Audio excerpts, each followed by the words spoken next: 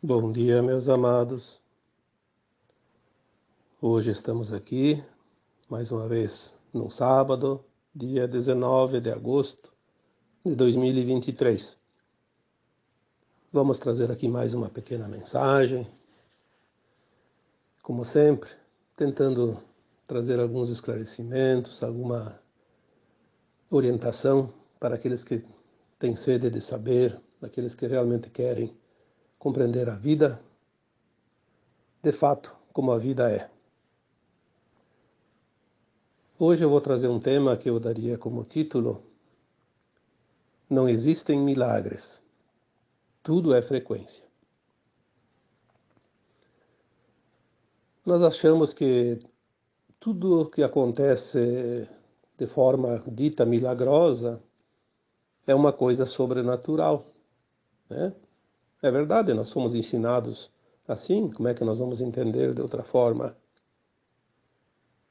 Mas, na medida que o tempo passa agora, a nossa consciência se expande rapidamente, os véus do esquecimento estão sendo retirados um a um, e quanto mais véus se retira, mais luz se consegue ver, e nesta luz é que tudo se revela, a verdade vai vir à tona, e aquilo que estava oculto será revelado, que também é denominado desse evento, né, do Apocalipse, que é o final de um tempo, o início de um outro tempo.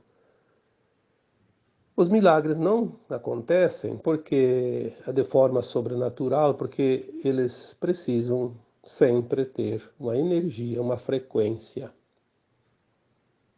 O Cristo fez milagres. Sim, a gente entendeu que eram milagres, mas na verdade ele sabia manipular a frequência energética das coisas.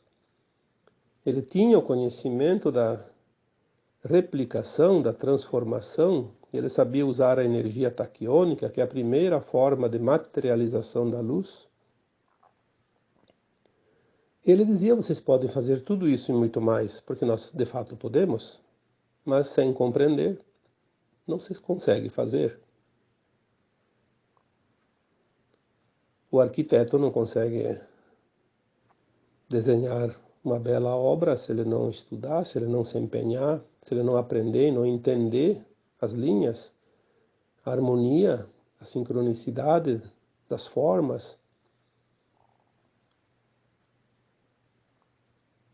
Então, por que nós não fazemos os milagres? Porque ainda não sabemos usar a frequência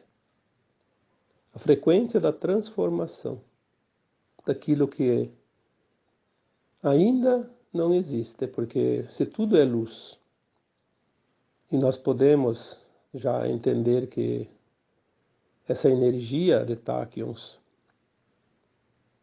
é apenas uma luz em transformação para algo material, visível aos nossos olhos.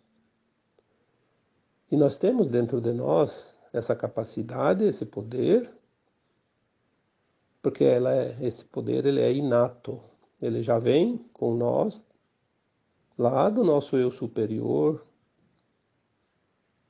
lembrando que nós somos um átomo semente divino, uma centelha divina, uma parte dessa luz que tudo cria. Se nós somos a parte dessa luz, nós temos a energia criadora dentro de nós. Nós somos criadores ou co-criadores, porque nós somos a luz. Nós somos divinos, nós somos deuses. Obviamente, se nós somos uma semente daquela árvore, eu sempre digo, se você é uma semente de uma árvore chamada carvalho, vamos supor, um exemplo, você vai produzir a mesma coisa que aquela árvore produz, no seu tempo. Primeiro tem que nascer, crescer, né? E é o que nós viemos fazer aqui nesse mundo de provas e expiações de terceira dimensão, aprender a criar, trazer uma pequena partícula de luz, um pequeno facho, uma pequena centelha de luz, e criar a partir dela. Não vamos aqui repetir sempre que houve a intervenção das sombras para que essa luz não fosse próspera, que não fosse produtiva.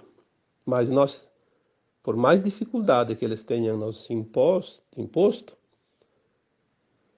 assim mesmo tudo depende da nossa vontade, do nosso querer, da nossa frequência. Porque ninguém consegue prender uma consciência, ninguém consegue limitar a forma de alguém pensar. Pode limitar as ações, pode limitar as atividades, a missão, qualquer coisa, mas quem é que prende uma consciência? Não há forma, porque ela não tem forma. Então, quando nós entendermos que milagres não existem, porque nada é acaso, tudo tem um princípio. E o princípio da criação é a frequência. A frequência que se coloca naquela luz que é a energia que cria. De acordo com a tua frequência, você cria. Então, se você tem, por exemplo, intenções nobres, olha, eu já escrevi isso tantas vezes, falei aqui tantas vezes, tudo é intenção. A intenção vai gerar ação. A intenção é a chave daquilo que vai se criar. Não adianta a pessoa dizer, eu não fiz isso. Mas se ele tinha a intenção de fazer, ele criou uma energia que em algum lugar vai se manifestar. Talvez não se manifestou por uma razão qualquer, ali onde ele queria colocar a sua criação. Mas ela está sendo gerada em algum lugar do universo, em algum momento, em algum tempo.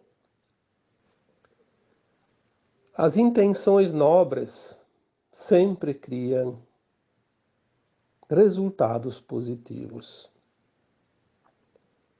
Mesmo que você diga, eu tentei de boa vontade, com a melhor das intenções, auxiliar aquela pessoa e ela se revoltou contra mim. Sim, o problema é dela. Se você teve a boa intenção, você fez a caridade, você fez o teu trabalho, você fez o teu melhor. Se o outro não aceitou, não quis ou desprezou, jogou fora, o problema é dele. Aqui nós temos que lembrar aquela história dos talentos, né? Foi dado 5 talentos para um, 3 para outro e um para aquele outro terceiro, né? E depois de um tempo, o mestre voltou e pediu o que fizeram com os talentos, e aquele dos 5 disse, eu não tinha nenhum, recebi 5, multipliquei, te devolvo 5 e agora eu tenho 5 para andar com as minhas próprias pernas. O do 3 talentos fez a mesma coisa, e aquele que recebeu um achou que era tão pouco que não valia a pena, então enterrou para devolver, para não ser cobrado, para não ter responsabilidade, para ser politicamente correto, para não sei o quê, para não sei o quê, para um mimimi que todo mundo sabe que existe. E daí, a resposta que ele obteve foi, você é um ingrato. Não valoriza o pouco, não pode ter o bastante, né? Porque tudo é mérito. Tudo é frequência. Não existem milagres. Na verdade, as pessoas não entendem ainda o que estão fazendo aqui nesse planeta. Mas não é que não podem entender, elas não querem entender. Porque o negócio é a lei do menor esforço. Aí as pessoas dizem, mas eu tenho meus direitos. Sim, os direitos não precisa nem reivindicar, eles são naturais. O universo nunca, jamais vai deixar de te trazer o que é de direito. Mas você tem que primeiro saber os teus deveres. Porque se tudo é mérito, tudo é causa e efeito, primeiro tem que plantar para depois colher. Não adianta fazer o inverso. Nós vemos hoje, infelizmente, muitas pessoas querendo colher onde não plantaram, colher na roça do outro, na sementeira do outro, e o lixo que ela produz é do outro, não é dela, se exime de tudo. Quer dizer, só direitos, deveres nenhum. Tirar proveito em causa própria. Ah, se as pessoas soubessem o resultado negativo que isso vai trazer lá adiante. O arrependimento é a primeira ação daquela consciência logo após o desencarne, quando começa a rever o seu passado. Perder a oportunidade numa encarnação é uma coisa horrorosa, porque a alma só sabe quanto é difícil reencarnar quando ela está do outro lado. Quando está aqui, todo mundo tem medo da morte.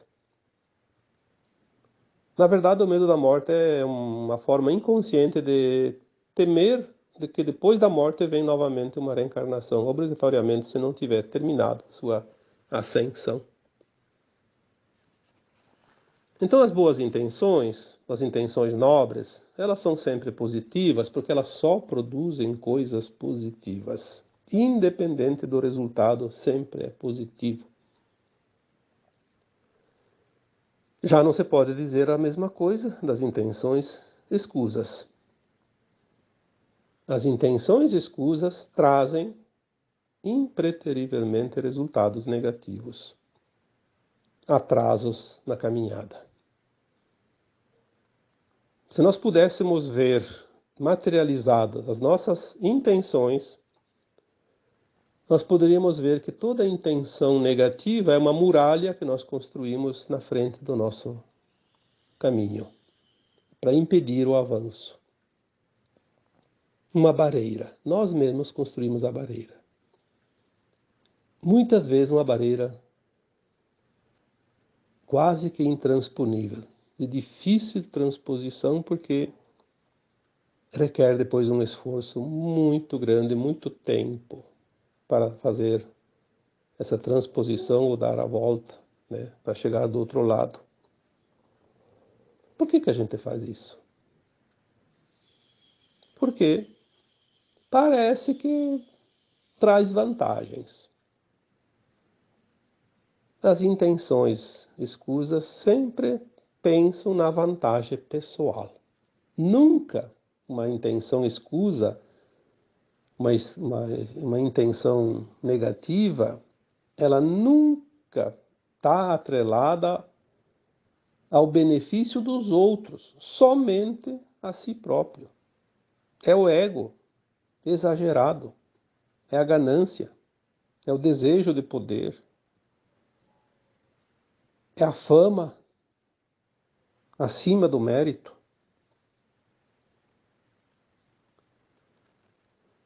É uma lástima que nós estamos agora vendo no final de uma longa caminhada. Depois de 50, 100, 200 mil anos, sei lá quantos, cada um tem o seu tempo aqui, mas a maioria tem 100, 200 mil anos já aqui neste planeta. Quanta gente não aprendeu as lições ou não quer aprender? E aquele que já entendeu o sentido da vida, olha para ao seu redor e vê pessoas queridas, pessoas do seu relacionamento afetivo ou não, das suas amizades, enfim, pode ser até uma pessoa desconhecida. Olha e pensa, que pena. Que pena. Poderia ter feito um pouquinho de esforço.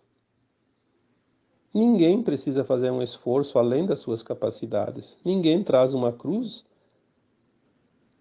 mais pesada do que sua força de carregá-la. Ninguém precisa dar o passo maior que a sua própria perna. Ninguém passa o que não precisa passar. Ninguém é injustiçado perante as leis divinas que tudo comandam. Por que tanta lamúria, tanta lamentação, tanto vitimismo?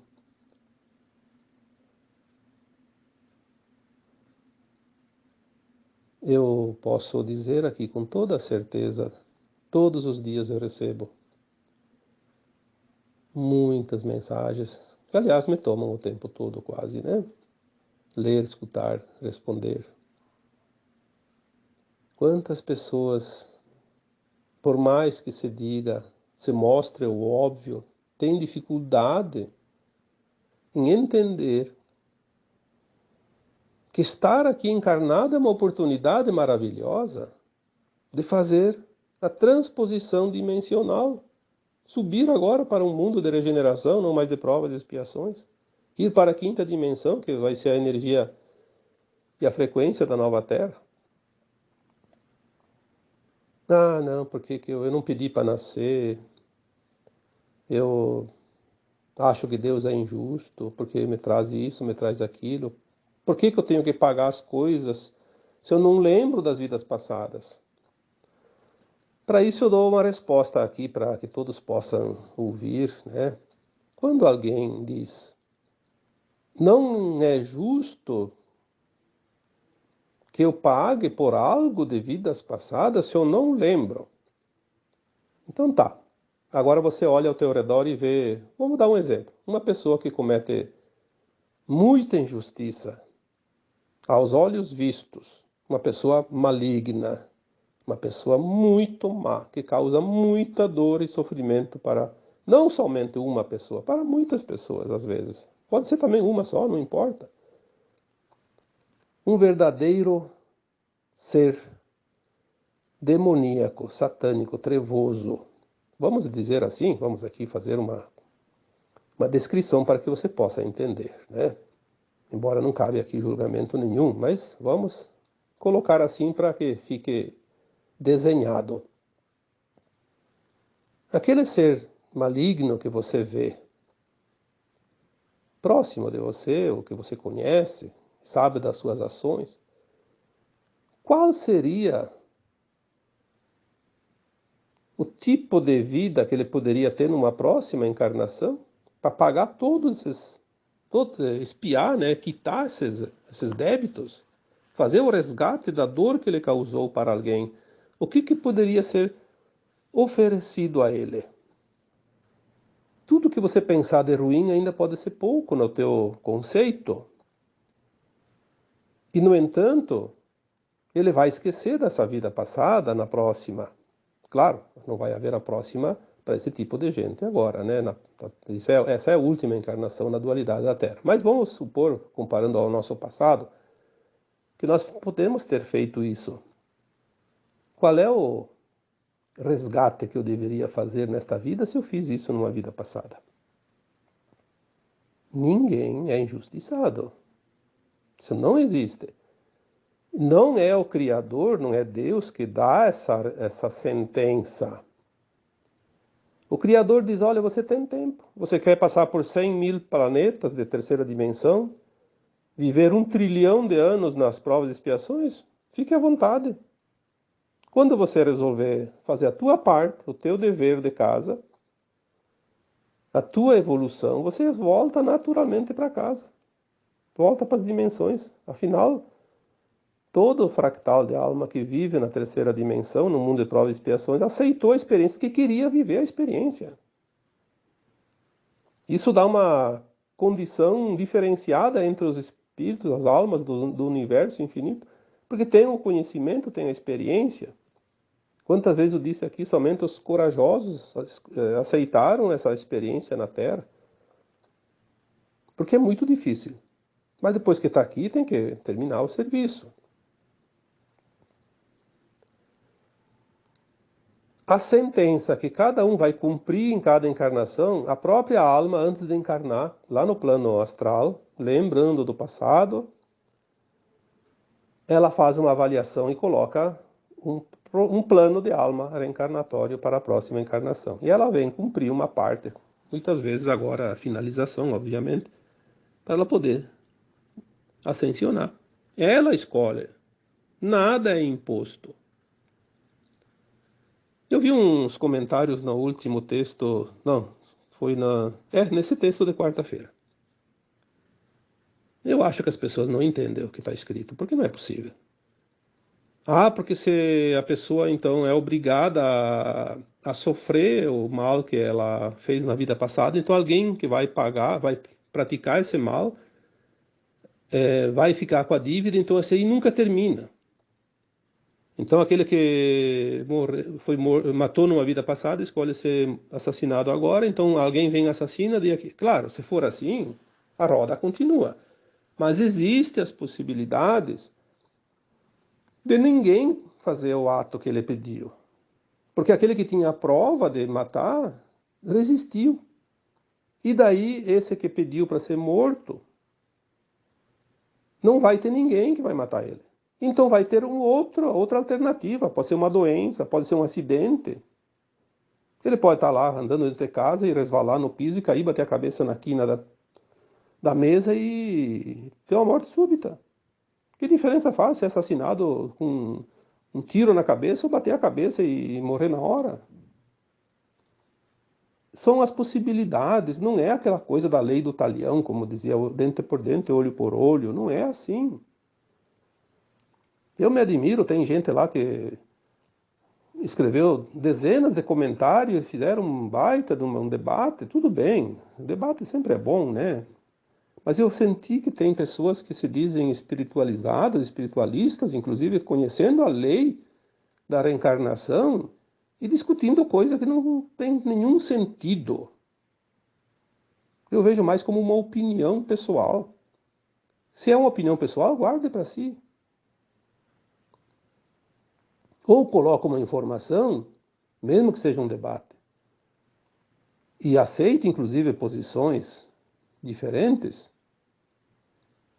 Agora, defender a sua causa a todo custo, isso aí, sinceramente, eu acho desnecessário. Mas, enfim, pelo menos, eu não vi nenhum comentário abusivo, ofensivo, porque quando alguém começa a ofender alguém, eu não tenho outra alternativa a não ser excluir, bloquear as pessoas, porque eu não vou dar palco para alguém que quer desenvolver o seu ego. Vá procurar em outro lugar.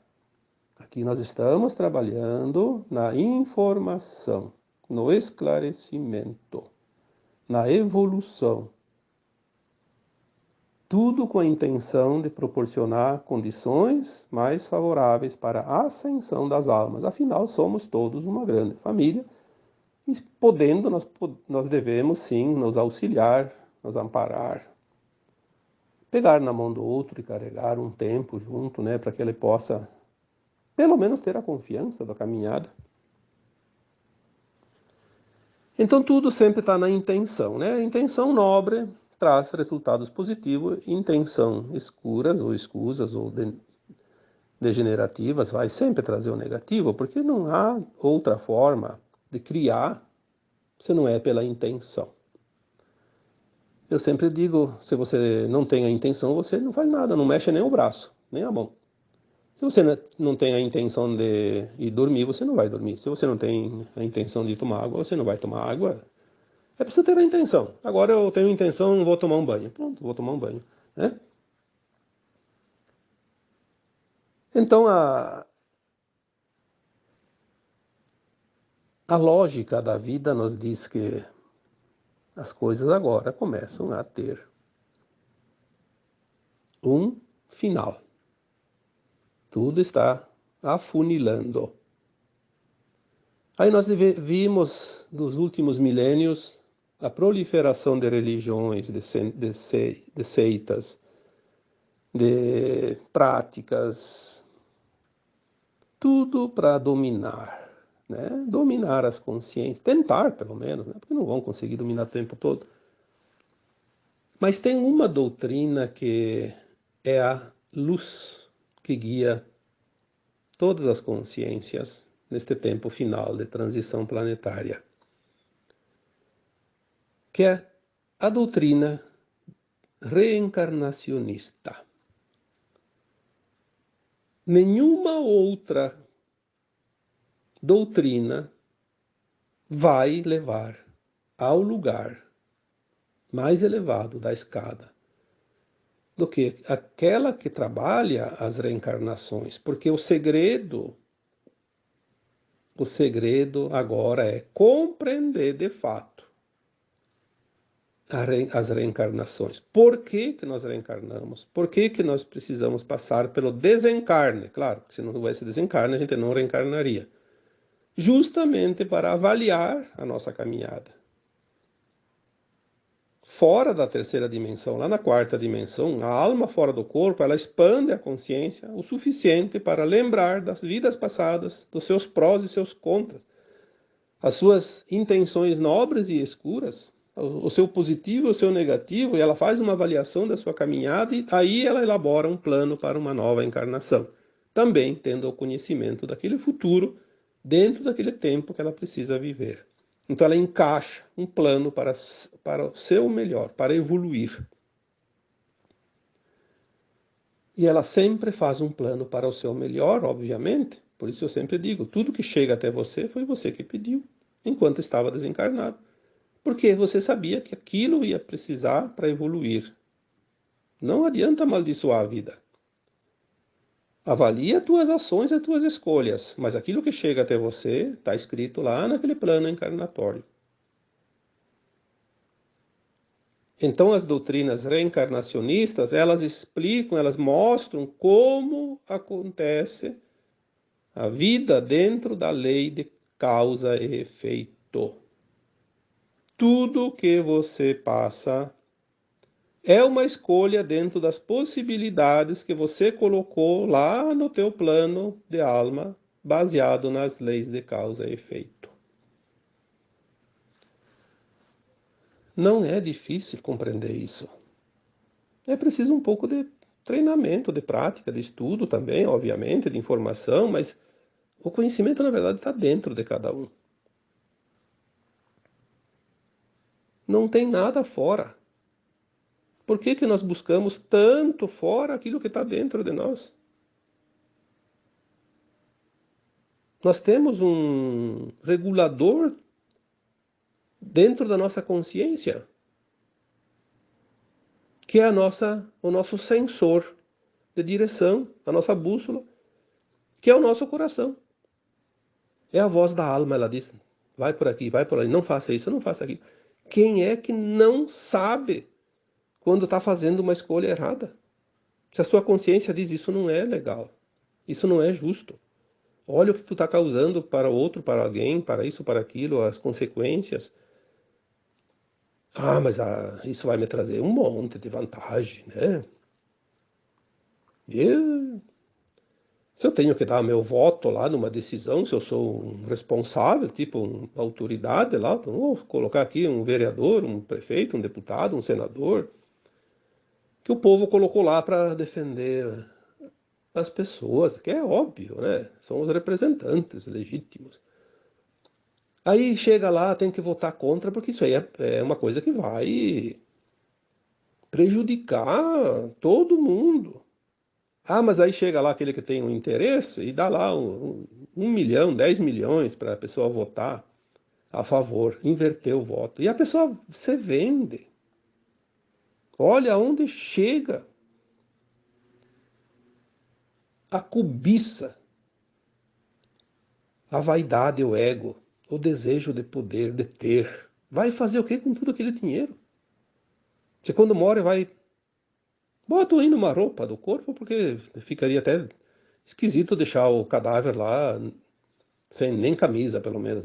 Mas a maioria nem calça não tem, só tem a parte de cima, porque o caixão fecha, né? E também nem precisaria, porque depois tudo apodrece mesmo. Você vende os vendilhões do templo.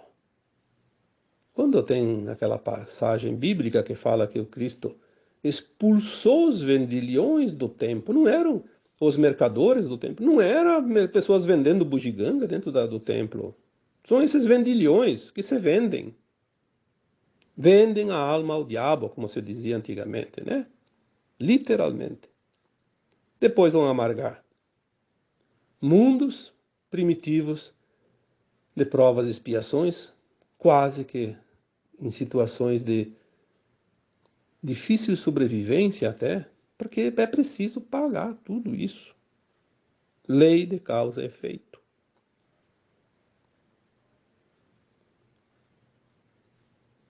Nós precisamos entender isso. As doutrinas reencarnacionistas, eu até vou citar aqui uma linha aqui que eu vi num livro, mas muito legal, né? Que dizia assim: as doutrinas reencarnacionistas deveriam já ter assumido as lideranças na condução da sociedade, mas os seus adeptos continuam acanhados, timidamente enclausurados em seus templos, por causa das vantagens. Eu tenho que manter os fiéis presos aqui, porque se eles despertam, eles fogem tudo, e eu fico sem ninguém na minha igreja, no meu templo. Então ele não tem interesse. Nós vemos isso em todos os lugares, né?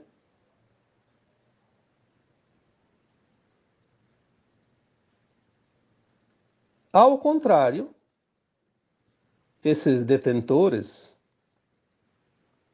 de templos deveriam, então, sim, adotar essas doutrinas reencarnacionistas, transformando os seus templos em escolas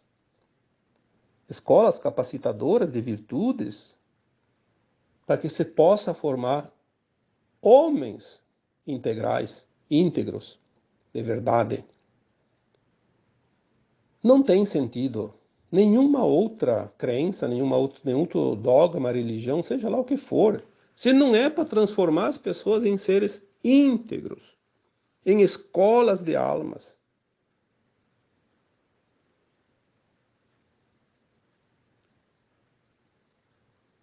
Ninguém está seguro por dizer eu sou dessa religião, eu sou espírita, eu sou isso, eu sou aquilo.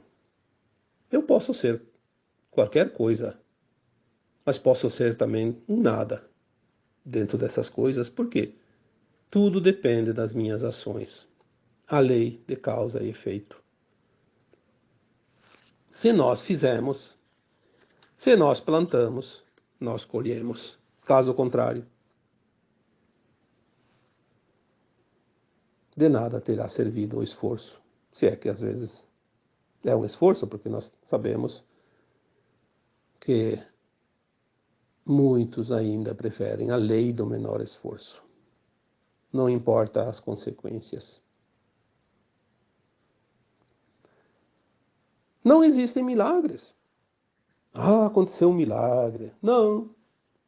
Aconteceu uma mudança muito rápida numa frequência que o resultado pareceu um milagre. Nós vamos, dentro de muito pouco tempo, aprender as replicações, transformar a luz em coisas. Porque a luz se transforma em coisas naturalmente, mas nós vamos poder manipular essa luz, mas com a boa intenção. Por que não se podia fazer isso na terra de provas e expiações? Porque o maligno podia usar também. E eles não podem. Não têm esse direito. Seria uma calamidade se eles pudessem fazer isso. Então tem as leis que regem as normas nesses planetas, nesses mundos. É como as tecnologias que estão para chegar, tecnologias extraterrestres, como as camas médicas que já está sendo falado, tanta tecnologia, a energia livre, tudo, transformação das coisas para beneficiar a humanidade. Por que ainda não estão sendo oferecidas? Porque ainda tem poderes corruptos que precisam ser eliminados, dissolvidos, removidos desse planeta para que então sim venham as coisas que vai beneficiar realmente a humanidade, senão beneficiaria somente eles, como sempre.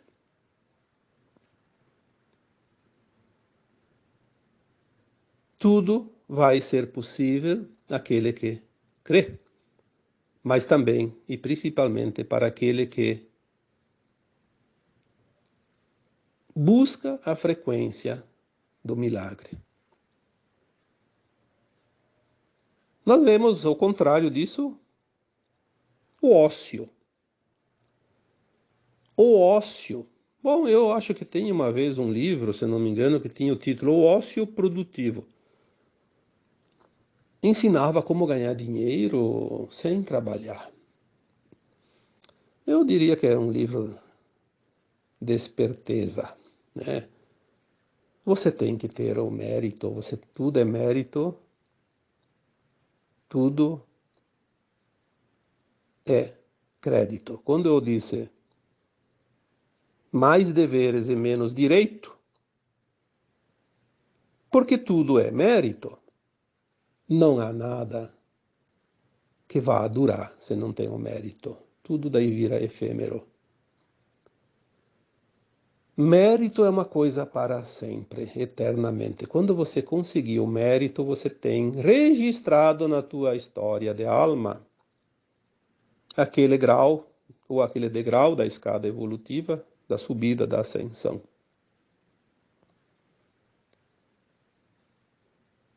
Os milagres, eles são o resultado do mérito. Não há milagre sem mérito.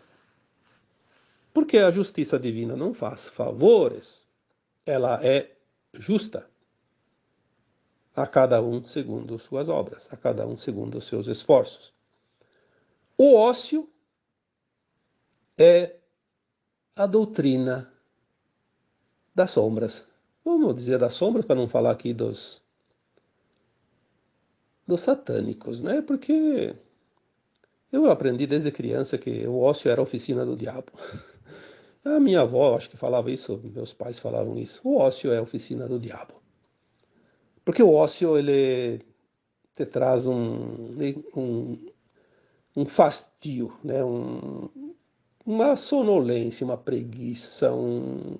Aí a mente fica arquitetando um monte de porcaria. O ócio enfraquece o caráter. Ele danifica os princípios éticos, os princípios morais. Ele corrói a alma. E o ócio, por fim, traz as doenças, as enfermidades que nós conhecemos. Muitas vezes as pessoas estão bem de saúde, se aposentam e logo começam a adoecer. Não é porque ficaram velhos. Ah, ficou velho, tem que adoecer. Não. Tem gente que morre com 90 ou mais anos e nunca ficou doente. Meu pai morreu com 92 anos. Nem para morrer ficou doente. Ficou internado os últimos 15 dias porque ele não se sentia bem. Mas a gente pedia o que ele tinha, ele nem sabia o que tinha. Onde é que dói? Dói por tudo. Na verdade, ele estava apagando, como se diz. A velhinha, a pilha estava no fim. A energia esgotou. Chegou o prazo final. Esgotou-se até se exaurir. E morreu. Assim. Sem sentir, sem ver. Tanto é que quem estava com ele, que era o meu irmão e minha cunhada, ao lado dele, nem perceberam. Daqui a pouco ele viu que parecia que ele não respirava, foi lá, mediu o pulso, não tinha mais. Chamou a enfermeira, ela chamou o médico e foi, né? A morte dos justos. É daquele que fez por merecer. O ócio adoece porque ele começa a diminuir a atividade energética do corpo, e o corpo é um saco de energia, como eu sempre digo. Achar o que fazer. A pessoa diz, mas eu não tenho o que fazer. Será que não tem o que fazer? Vá para a rua conversar com as pessoas, com o varredor de rua, com aquele mendigo que está lá na esquina. Vai visitar os doentes no hospital. Visite um doente na tua cidade, no teu bairro. Faça uma visita para aquela pessoa que tu sabe que está sempre meio sozinha, que até a família meio que abandonou aquela pessoa. Vai lá, dá uma conversadinha com aquela pessoa. 10 minutos, meia hora. Entra para uma atividade de grupo. Qualquer coisa que seja útil, que seja digna, que seja ética. Faça alguma coisa. Não imponha nada para ninguém. Faça algo espontaneamente, voluntariamente, amorosamente. O amor é tudo o que existe. Amor é luz, luz é amor. A luz cria, o amor cura. Quanta gente precisa de uma consciência mais positiva, mais afirmada, porque está acontecendo um momento que tem muitas pessoas que estão desesperadas, estão sem saber o que fazer. Elas entraram num turbilhão energético e a consciência delas, a mente delas já não consegue mais administrar tudo. E elas estão entrando em parafuso, como você diz, precisando de uma palavra amiga, de um oi, de um abraço, precisando de você. E quantos de vocês estão ali? Preferem falar da vida alheia, fofocar com a vizinha, procuram as fofocas para ganhar tempo e ocupar o tempo, mas ocupe o tempo por uma coisa mais saudável, mais positiva. Lembre-se que tudo é lei de ação e reação, de causa e efeito. Os homens vão para o bar jogar cartas, tomar cachaça, porque não tem o que fazer. Será que não tem o que fazer?